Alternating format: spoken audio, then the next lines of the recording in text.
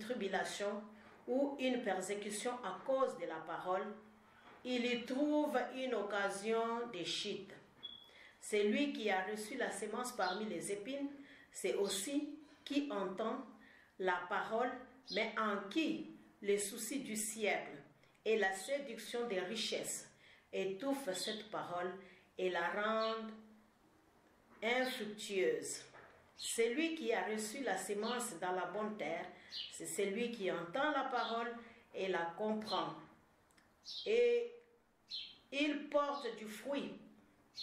Et un grain en donne 100, un autre 60 et un autre 30. Soyez bénis. Bien-aimés, nous voyons que Jésus-Christ, devant la foule, il est en train d'enseigner en parabole. Mais nous comprenons lorsque nous lisons le verset 12 que cet enseignement que Jésus-Christ était en train de donner devant la foule n'entendait pas, la foule ne comprenait pas. Et les disciples lui ont posé même la question de savoir pourquoi il parle en parabole. Ils s'approchèrent et lui dit pourquoi leur parlais-tu en parabole au verset 10.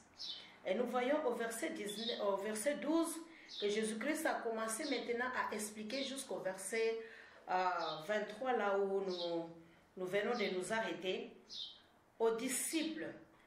Donc, nous voyons que cet enseignement, clairement, c'est un enseignement spirituel que Christ a réservé rien qu'à ses disciples, qu'il considérait lui-même comme étant une famille.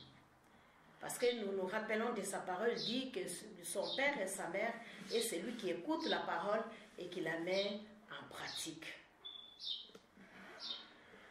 Donc, lorsque nous regardons les Écritures, nous voyons que c'est la première fois que Jésus-Christ parle en parabole et en comparant avec le royaume des cieux. Alors, cette famille qui sont ses disciples, qui écoutent la parole et qui vont faire la volonté de son Père, il commence à les enseigner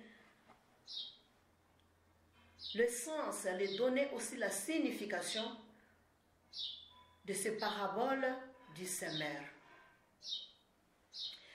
Et nous venons de voir en lisant que il nous fait voir 4 types de terres que le semeur est sorti semer sa semence. Premier type de terre, nous le trouvons dans le verset 4, là où il nous dit que la semence est tombée au long du chemin et les oiseaux vinrent et la mangèrent. Deuxième type de terre, nous voyons que c'est un endroit pierreux au verset 5, là où il nous dit que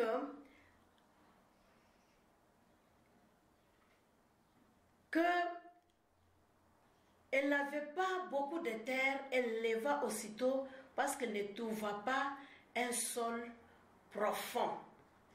Et le troisième type de terre, nous voyons que sur cette terre, il y a des épines au verset 6.